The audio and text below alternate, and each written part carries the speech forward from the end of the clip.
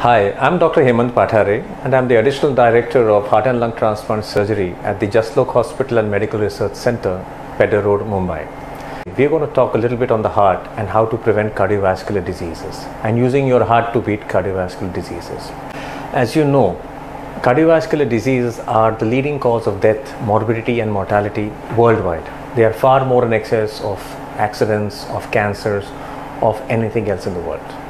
So let's start off with knowing what one has to eat and what one must not eat to have a healthy lifestyle. You must fill your plate with as many fruits and vegetables as possible. You must have at least between 10 to 25 grams of soluble fiber per day.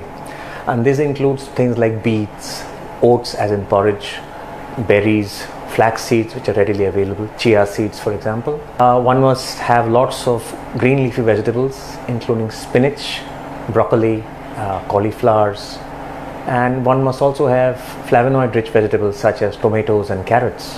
Having foods rich in omega-3 fatty acids is always beneficial, and fish is an excellent source of omega-3 fatty acids, especially herrings, tuna and salmon. Other than that, vegetarians can also have chia seeds and walnuts. These are excellent sources of omega-3 fatty acids. These are known to decrease the triglyceride levels in the body and therefore delay the onset of atherosclerosis. Other than that, they are also known to have a beneficial effect in lowering the systolic blood pressure. So patients of hypertension, in addition to eating less salt, must have these fruits and must have these omega-3 fatty acids. Things to avoid, like the plague, are red meats, beef, pork, mutton. Please avoid it as far as possible. Avoid processed foods like processed cookies, cakes, ice creams. Avoid peanut butter for heaven's sake. Your salt intake should be between 1.2 to 1.5 grams per day. Your sugar intake should be between 6 to 8 teaspoons of sugar per day for ladies and up to 9 teaspoons per day for gentlemen. Avoid carbonated drinks and avoid ice creams and desserts. Coming back to a healthy lifestyle, if you can do yoga, please do yoga, do pranayama exercises. They are going to help you in the long run.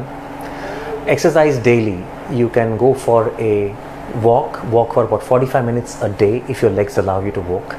You don't have to walk on an incline, walk on a flat surface.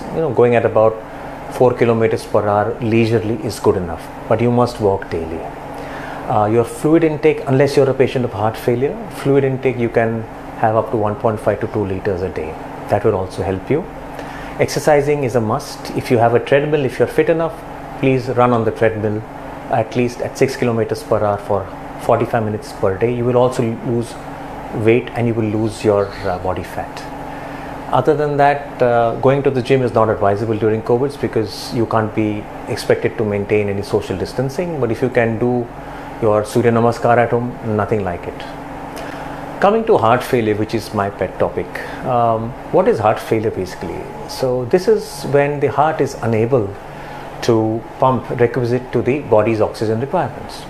And this is commonly seen in patients with severe hypertension, uncontrolled diabetes mellitus, or after a heart attack. We have two kinds of heart failure. One is known as pumping failure, which we call as systolic failure, when the left ventricle doesn't pump enough blood ahead, and so you have blood which stays back in the lungs and causes breathlessness, which we call dyspnea. When you lie down, sometimes you suddenly wake up after 2 hours at night because you're suddenly orthopnic, or sometimes you have swelling of your tummy because of fluid accumulation there because of right heart failure, or you may have swelling of your feet. So all these are signs of heart failure. Some people may put on unexpected 2 to 3 kilos a week without eating or drinking much. People may have nausea, may not want to eat much, may have difficulty in focusing. All these may be hidden signs of heart failure. The other kind of heart failure is diastolic heart failure, when the heart is very stiff. Say excessive hypertension which is not treated properly, or you have very high blood pressure, heart becomes stiff, the muscles are hypertrophied, so it cannot relax enough to fill up with blood. So this is another kind of heart failure. After a heart attack, my patients tend to lose their muscle mass, and that is replaced by fibrous tissue, and fibrous tissue cannot contract, and so your pumping, which normally we say is 55 to 65% is a normal ejection fraction, that falls to 20 25, etc. When it is less than 25, patients are symptomatic even at rest. So what are the conditions which cause this? Other than diabetes, hypertension, other than heart attacks, you have sometimes valvular heart disease. A choked up valve will prevent forward flow of blood, and back pressure effects will cause heart failure. Patients may have arrhythmias, which means the heart may be very fast or may be very slow. If it's very fast, once again, it can't push the blood forward enough, or if it's very slow, it doesn't have the capacity to generate a cardiac output. That can cause heart failure. Ladies in pregnancy can go into idiopathic heart failure, usually seen towards the end of pregnancy or in the first 3 to 5 months after delivery. They get what is known as dilated cardiomyopathy. Similarly, patients of cancer who are on chemotherapy, there is fibrosis of the heart, such as doxorubicin is one of the commonly known drugs to cause heart fibrosis that causes failure. Alcohol excessive ingestion is very bad. If you drink 2 to 3 glasses of red wine a week, that is supposed to be good. But the problem is people drink hard drinks, whiskey, gin, tonic, whatever, 3 per day. That's bad, because along with that they have salted cashews, salted peanuts, papads, everything. So if you want to drink red wine in sensible amounts, that's about it. Other than that, alcohol causes dilated cardiomyopathy, so that has to be taken care of. There are certain patients who are born with metabolic errors whereby the iron is deposited in the heart muscles, hemochromatosis or porphyrias. They also are known to cause heart failure. And other causes including genetic, you are born with certain heart diseases which manifest in the late 20s and 30s. Then they are the commonest cause of dilated cardiomyopathies. Other than that, we have viral cardiomyopathies. In this COVID era, COVID-19, in addition to affecting the lungs, affects the small arteries of the body, causing clots everywhere, clots in the coronary arteries, and patients come with heart attacks, and patients go in heart failure. There are many other viruses which cause cardiomyopathy and depress the heart function. These are commonly seen in teenage girls and young women, and usually at Jaslok sometimes we have to put them on ECMO, which is something I'll talk to you subsequently, to salvage the heart and the lungs. Certain cancers also may affect the heart, and that can also cause heart failure. Now, what can we offer you for heart failure? So we have a heart failure clinic in Jaslok, where we have a licensed dietitian who takes you through what to eat, what not to eat, better than us. We optimize, our cardiology team optimizes your medications to make sure you're in that optimum dose.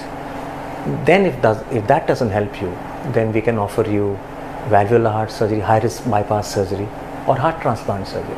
In fact, one of our transplant patients had COVID 3 months after his transplant. He was readmitted here because we caught him in the follow-up therapy on video conferencing, and he was in hospital again for about 2.5 weeks on remdesivir and other drugs, and he came out of his disease thanks to the heart transplant.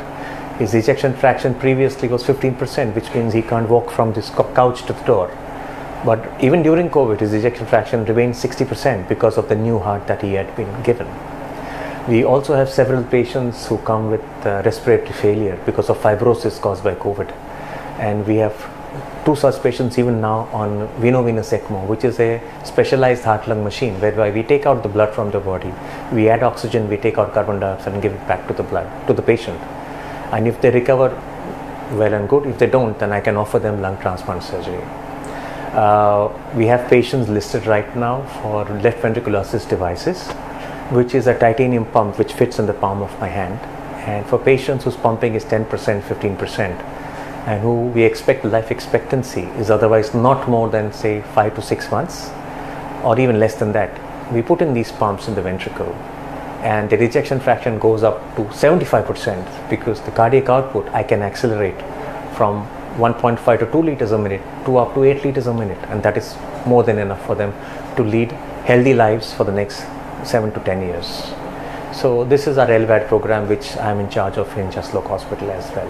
So please stay safe and wash your hands whenever, after you touch anything. Wash them for 5 minutes every day after coming from out, or meeting, and do not shake hands. A namaste is the best way to go. Thank you so much.